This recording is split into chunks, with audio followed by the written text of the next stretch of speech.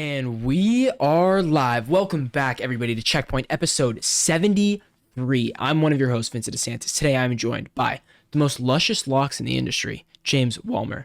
Guys, Checkpoint is your number one show rounding up all the hottest gaming news stories of the week and discussing all the relevant topics you need to know about. Audio listeners, I hope you're doing amazing. Thank you so much for listening because it's been awesome. Just seeing the growth every week on audio platforms is so cool and so just incredible. So if you're listening there, thank you so much. And please, if you do listen, make sure to leave a review. Helps us out a lot. It's the best. It's great. I love it. And if you're on audio platforms, you don't know about our YouTube platform, we do a bunch of stuff on YouTube that is not on audio platforms. So make sure to go subscribe over there. James, we have a very, very special announcement today that I'm just so excited to share. We are going this month, July 12th through August 12th. We are sponsored. This show, Checkpoint, is sponsored by none other than Manscaped, baby. Huge. This is gigantic. Now, let me tell you real quick. Support for Checkpoint is brought to you by Manscaped, who is the best in men's below-the-waist grooming champions of the world. Manscaped offers precision-engineered tools for your family jewels. Manscaped just launched their 4th generation trimmer, the Lawnmower 4.0. You heard that right, the 4.0. Join over 2 million men worldwide who trust Manscaped with its exclusive offer just for you. 20% off and free worldwide shipping with the code STRICTLYCASUAL at manscaped.com. That is one word. All one word, strictly casual at manscaped.com. James, we received our care package from Manscaped, okay? Yes, we did. We sure did. And what did that care package have in it? It had a t-shirt. It had boxers that I literally have on right now. Had the Lawnmower 4.0, and that was it. But what could I ask for more? Because it was everything. Dude, real quick, we have to mention the quality of the packaging that the Lawnmower 4.0 comes in. Incredible. You slide it out, you open it up, it's got little places for everything. It's got 4 different guard blades, okay? With the Lawnmower, keep in mind the Lawnmower 4.0 is wireless charging. It is so easy. You just put on a little dock, and it is a USB charger into a wall outlet. So even if you just have like your laptop or whatever, and you can literally charge it from your laptop if you're on the go. Put the wireless charger in a laptop into the wall. I didn't even think about that. Mm-hmm. Literally. So not only is it wireless charging, but it comes equipped with Manscaped's brand new skin safe technology. And James, tell me a little bit how the skin safe technology saved you this week. Oh, it absolutely saved me because I didn't know that the guards were almost a requirement, right? You're not supposed to use it without the guards.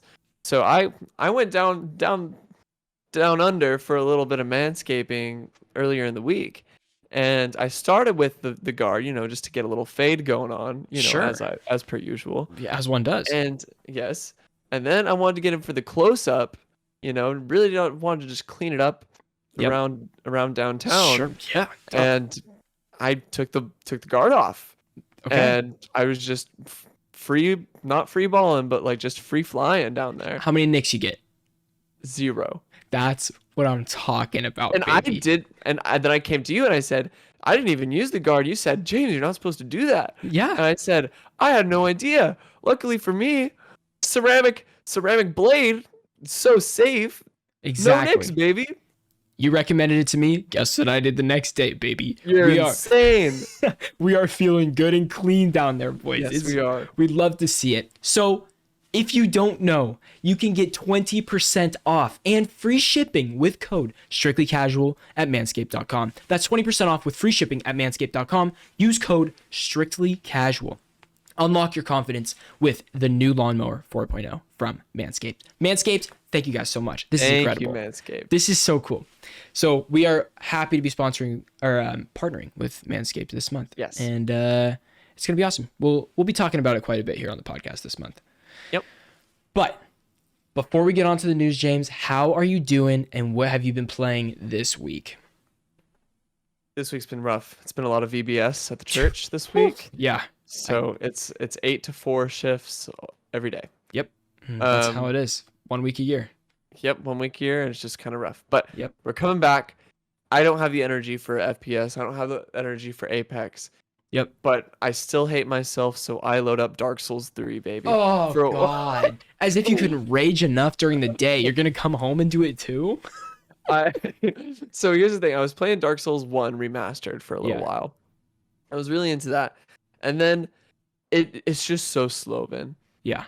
The game is just so slow that I Right. was like, it just made me want to play Dark Souls 3 again. So I popped in Dark Souls 3 and I'm back in, baby. I'm in full swing. I'm loving it. I'm hating it all at the same time. Sure. And it's so good. Just every time I come back to that game, I'm like, Yeah. All the systems are just so refined. It just I still never played it. I still just never even I picked it think up. Dark Souls 3 might be a better introduction for you. Than Bloodborne. Maybe, I don't know. They're like on par with each other. It's not like I'm against those games. I just need to like do it. I need to sit down and do it. I can't be in the middle of anything else, or else I'll I won't commit. Yep. Besides, But then you'll get hooked. Once you you're beat right. Cleric Beast, you'll get hooked, and then you'll be like, I know. I can't get enough of it. I need to keep going. You're probably right. Because once you hit that first boss, you're like, I'm on top of the world. I can do anything. I can kill anything. Yeah. And then the next boss kicks you on your ass, and you said, I'm nothing. I am nothing. I am nothing. Have you been playing anything else, or is that it? That's really it. That's good. I have been playing more Scarlet Nexus. I finished Kasane's storyline, which is like half basically the game. That's the guy, right? That's the girl. So Yuito is the guy and Kasane is the girl. So you started as the girl? Yeah. Dude, her weapons are so cool. They are really cool. 28 hours to beat half of it. Wow. That's not bad. There's a lot of game in there. A lot of game. Right now I'm trying to mop up like all of her side quest stuff so I can move on to the next story. I think I'm going to platinum it. I think I'm going to go for it. It's doable. Oh. So I've been playing that.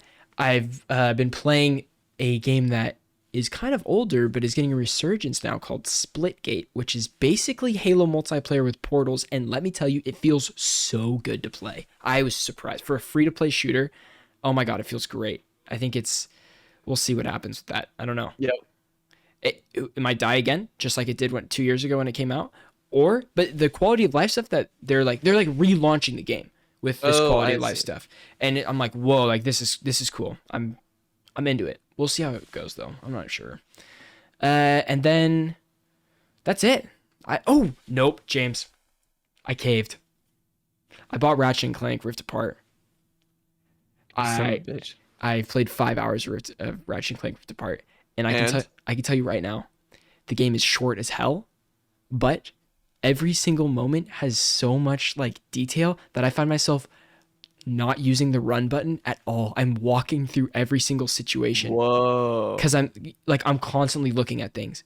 It truly is what everybody was saying. That is like probably one of the most gorgeous games ever made.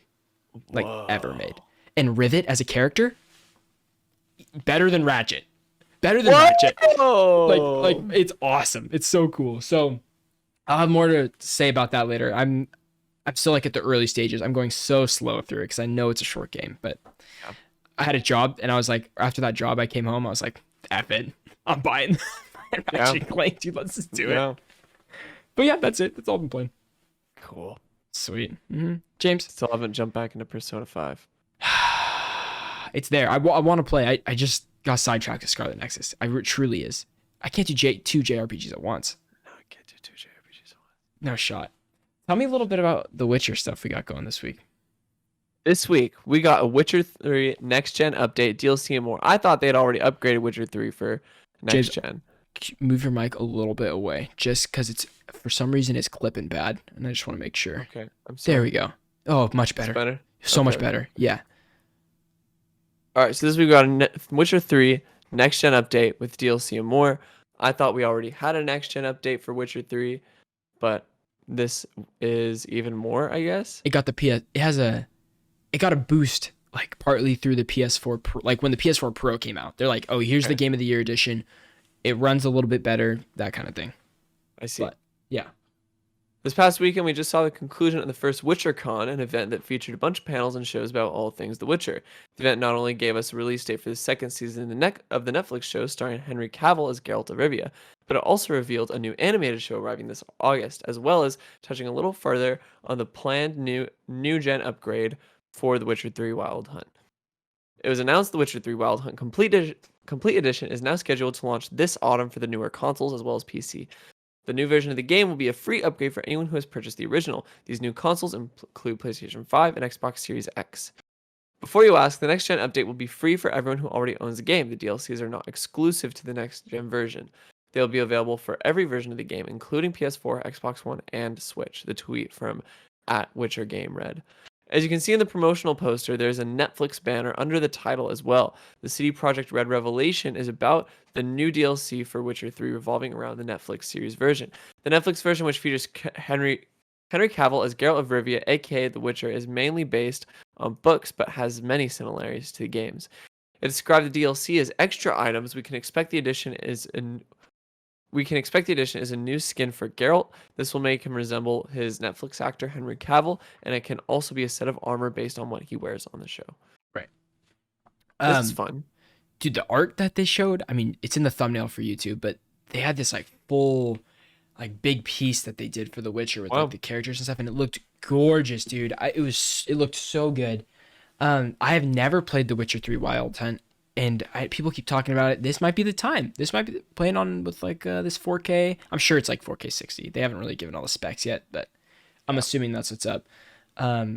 Also, I think this is going to become as like a much needed win for CD Projekt Red right now. They need a win. They need a win. And I think this is an easy win for them because people love this game. I think they have a little bit of a win with some of the other news that we got going on this week. We could roll right into that news if you want. So I would say I think CD Projekt got another win with Cyberpunk 2077 being the best-selling PSN game of June after 6 months of absence. It's a great transition. Tell me about that, Vin. It's a great transition. This comes from GamesRadar.com. The new data comes straight from the PlayStation blog and shows that CD Projekt's troubled game was the best-selling PS4 game across both North America and Europe for the month of June. Kind of insane. Even more impressive is the fact that Cyberpunk 2077 only returned to PlayStation Store on June 21st, so it topped the charts in just 9 days.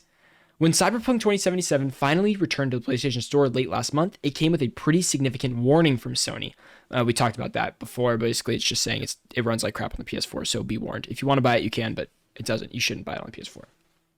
It appears this warning hasn't done anything to hamper sales of Cyberpunk 2077. On the PlayStation Store, just a few days after the game returned to PlayStation consoles, CD Projekt CEO Adam Kaczynski said Cyberpunk 2077 was in a satisfactory state after undergoing numerous patches and updates since it first launched in December 2020. Around the same time, players began working their way into playing unpatched versions of Cyberpunk 2077. By playing the game on physical discs and manually preventing the game from updating, players were able to access a version of Cyberpunk from September 2020, just over 2 months before the game had actually launched. With this older version of the game, players discovered a load of content that has since been cut out entirely from the game, including weapon customization, vendors moving around the map, and much more. Who knows if this cut content from Cyberpunk will ever see the light of day, or if it'll be permanently buried by the developer. This was the wild part to me. That's crazy. I'm assuming this will come as like DLC stuff though. You know, I don't think this is like long gone. You don't just make weapon customization and get rid of it. That's a big system. That's a huge system. So it's crazy to me that after 6 months, James, this game is not on the PlayStation Store for 6 months, and now it is at the top of the charts. That's crazy to me because Cyberpunk 2077 wasn't even in any press recently. I mean, within the last probably 2-3 months leading up to this, there's been no hype, nothing. Right. I didn't even know this went back on the store until this article. No, yeah, it went last week or 2 weeks ago. They had back on the store. We talked about it on the podcast. Did we cover it? Yeah. Mm-hmm. Remember, we talked about the warning. Yeah. James is like completely zoned. He was like, forget it, dude. He's like, forget it. Forget it. She's like, I can't do this. It's so funny. But yeah, I don't know. It's just crazy that it's back on the top. Even like, I guess some people still want to play it for $50. Should it be on the top? I don't think it should be on the. But 50, I don't know. You could buy it for $20 on Best Buy. Why are you buying it from the PlayStation Store if you think it's not going to be good or it's got some problems? I have no idea. I have no clue. Odd. Just so odd. It's wild to me. James, I hate to do this. We're going to take a quick break. My stomach is absolutely destroyed, and I'm going to have we're going to have to re-record, or not re-record, but like pause. Continue recording. Record and continue. So, guys, we'll be right back. I apologize. Okay. Netflix plans to offer video games an expansion beyond films and TV. Netflix Incorporated making its first big move beyond. Sorry, this comes from Bloomberg.com. Yes. Netflix Incorporated marking its first big move beyond TV shows and films is planning an expansion into video games and has hired a former Electronic Arts Incorporated and Facebook Incorporated executive to lead the effort, Bloomberg News reports. Mike Verdu will join Netflix as vice president of game development, according to chief operating officer Greg Peters, the company said on Wednesday. Verdu was previously, or maybe it's just Verdu, was previously Facebook's vice president in charge of working with developers to bring games and other content to Oculus virtual reality headsets. Venue commented, it says, I don't pay for Bloomberg, so this is literally all the article I can see. LMAO, so stupid. Like, who the F pays for news? I don't know, man. What the fuck? It says more of this on Bloomberg Terminal, and I look it up and you gotta pay for Bloomberg Terminal. I'm like, there's no shot. And so I look at, like, I'm trying to go on like Twitter, find other links to this or whatever. It's just, it literally just goes to this. So this is all we know is that someone from Oculus is now working at Netflix to bring a game experience to Netflix, possibly. And it's not like they're porting games to Netflix for a sort of subscription service sort of deal.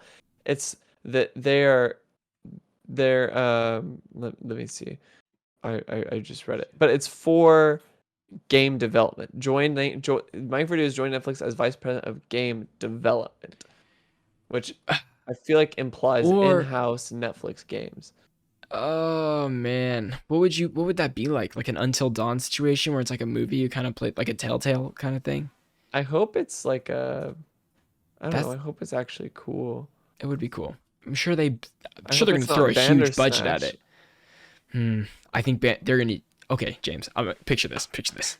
We're about a year and a half into the future here. There's finally a press release. Netflix games drops at the beginning of 2023, and you get to play, I don't know, a couple games on it or something like that. You plug into a controller. I don't know how that works.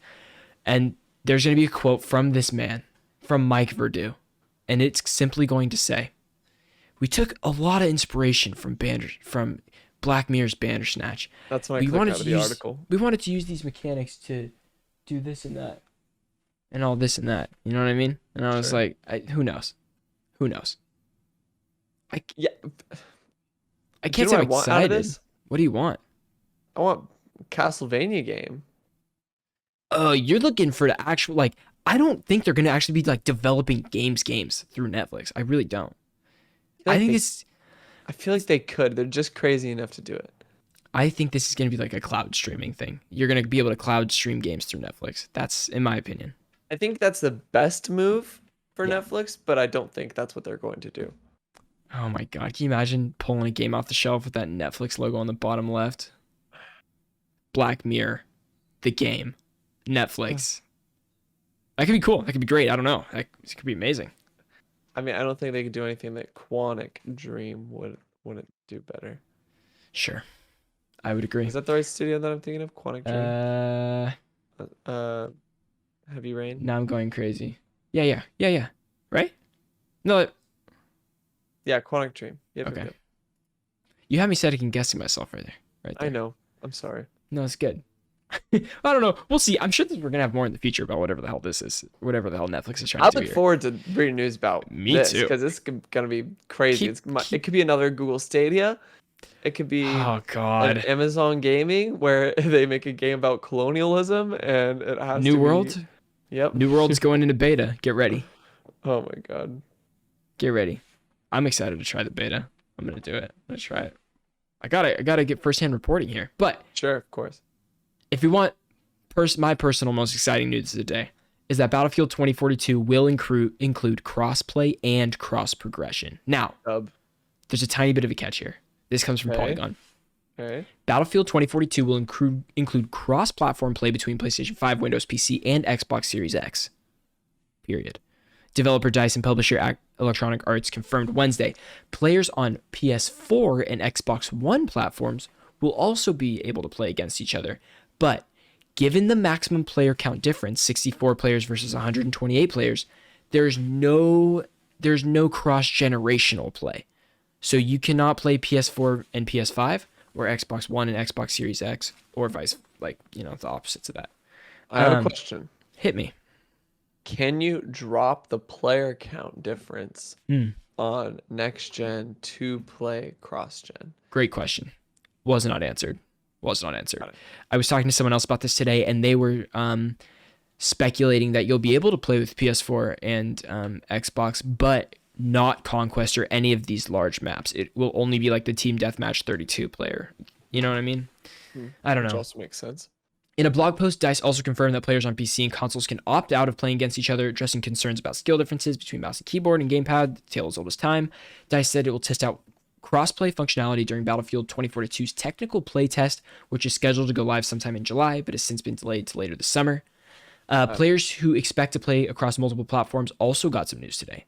DICE says it's building cross-progression and cross-commerce for Battlefield 2042, which will be shared across all platforms. Your unlocked progress and purchases in the PlayStation copy of the game will carry over to Xbox or PC version and vice versa. That is awesome. Very nice. Everything should do that. Everything should do nice. That. Yep. Genshin Impact finally said they were doing that. And I'm like, so I've been playing on the PC. Can't wait to download on that PlayStation, pop all those trophies, dude. We're almost I looked at them, I'm almost there to that platinum too. Just wild.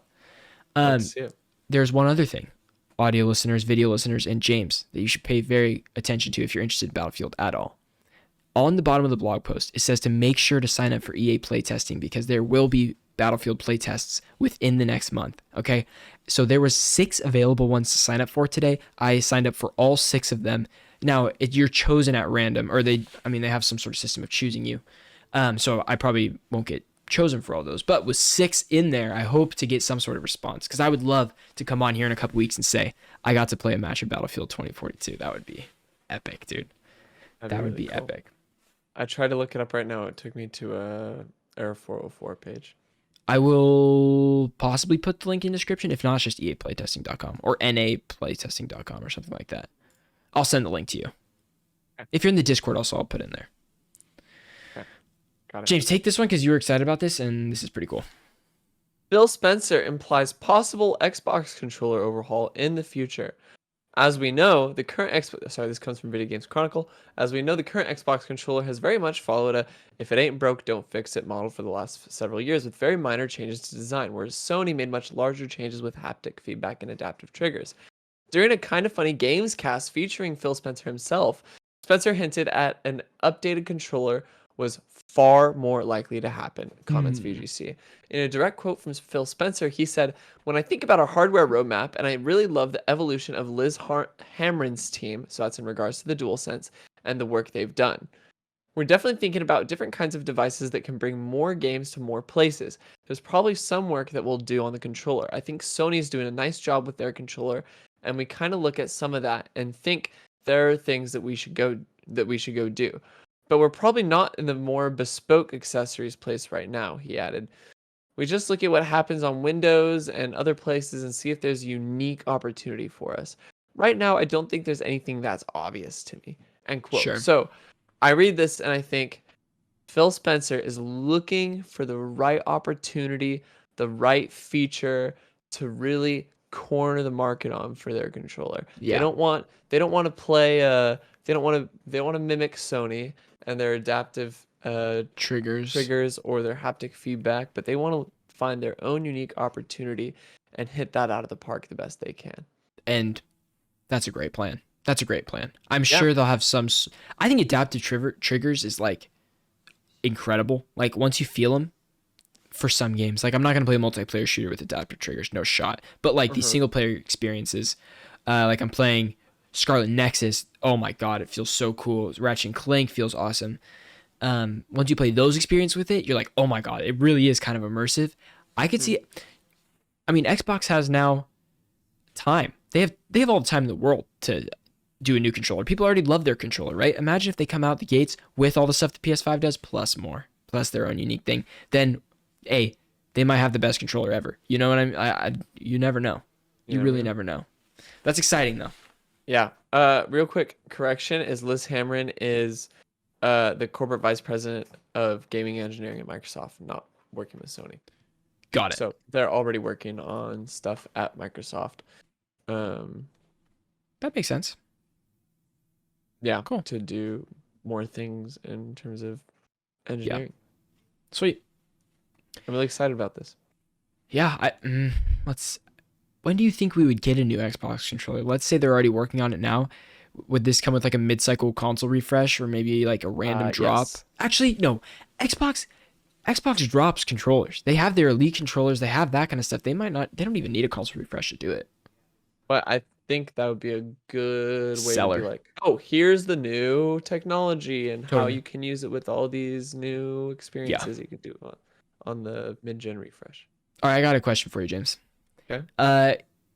Do you have a certain feature that you want on a controller that is not in a controller right now? Is there a certain thing you are like you can think of?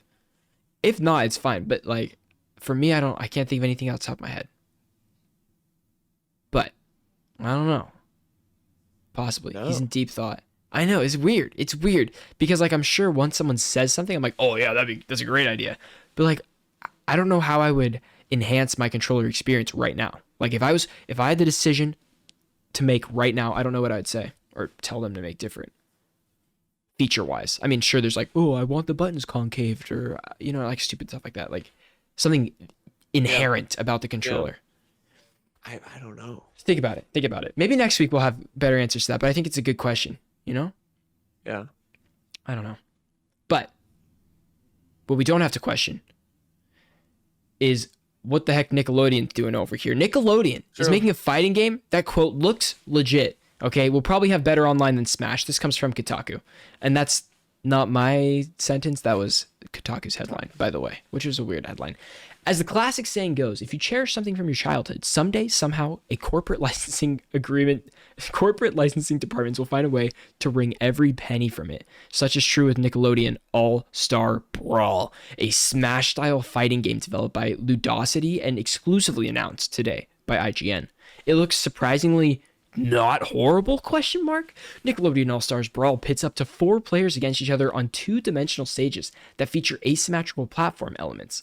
Like every other Smash clone, you punch each other until you die. Yep, you've probably played this one before. It's planned for release on PS4, 5, Xbox One, Series S and X, and Switch later this fall.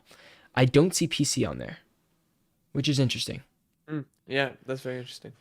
Despite some unsettling character designs, some of them look super weird, Nickelodeon All-Star Brawl looks and sounds like it'll be legit. For one, the developers sport some serious fighting card game cred. Ludosity is the team behind Slap City, a well-regarded Smash clone. I've never heard of Slap City before. I had to look at this. Never either.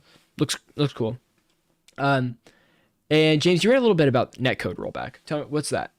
Okay, so this Nickelodeon fighting game, Nickelodeon All-Star Brawl, will feature netcode rollback on launch, which is a huge plus. It's a gold standard feature in fighting games. I'm going to read from the Polygon article on it. Yeah. But, sorry, not Polygon, the Kotaku article. And what it does, it makes a prediction about what the opponent is doing as determined by the input being performed before the connection error. So if a player is walking forward, it might assume that they're still walking forward. Or if they jumped or threw out a heavy punch, that animation will still play out for several frames while the game catches up. And this is in terms of lagging. Yeah. On the off chance that this prediction is wrong, the game state will be re-simulated and corrected faster than players can recognize what has happened. It's not always the smoothest process, but with decent internet connections, the whole experience is much smoother and feels better for players used to playing offline than basic delay-based netcode. So basically, what it's trying to mimic local play as best as possible, and it's cool. It's a cool system. It's really not implemented as much as it should be. And I mean, from this article and the video and stuff like that, it looks like this is gonna be cool. They have all the right features, the right things that people would want. So yeah, we'll see. Some of the character designs were a little weird. Patrick looked good. I recognized it. Danny Phantom looked good. There's Legend of Korra is on the box art, but we haven't seen gameplay or anything like that. But Nigel Thornberry. It could be a lot of fun. I don't know. Sure. Maybe. Are you Um, excited for it? I don't know. I don't. I'd have to see more. I guess it's probably not like a $60 pickup for me. I only play Smash every once in a while. Like these games, these aren't games I like to play alone. These are games like party games, right? And Yeah. for me at least. Uh, Yeah. so I don't know. Maybe on a sale or something. Sounds fun. Hmm. Yep. There's one more thing I kind of want to take a look at real quick before we the last news story. It's kind of a slow news week, but Sure. this is exciting to me. I actually re-downloaded this game because this happened today. I've been re-downloading all day. Commitment. Red Dead Online Blood Money update is out now. This comes from GameSpot. It's a big day for Red Dead Online. It's the multiplayer game's big Blood Money update is now across console and PC. As announced previously, Blood Money is focused on seedy enterprises as players experience the darker side of the frontier America. You will take part in robbery, shakedown, and other lawless activities. You'll be rewarded for your dastardly deeds. So there's all sorts of stuff. It's going to have new missions, but the real part, besides like all the content that they're adding inside of it, because they already did this huge trapper update, they did the bounty hunter update, and then another one. This is like a new one that you could take any of these roles and play with. They also did a big update on quality of life stuff, and this was important for Red Dead Online because it does need a little work. It's super fun, but it doesn't hold me as long as I want. I want it to have that like GTA 5 online effect. It doesn't have that at all.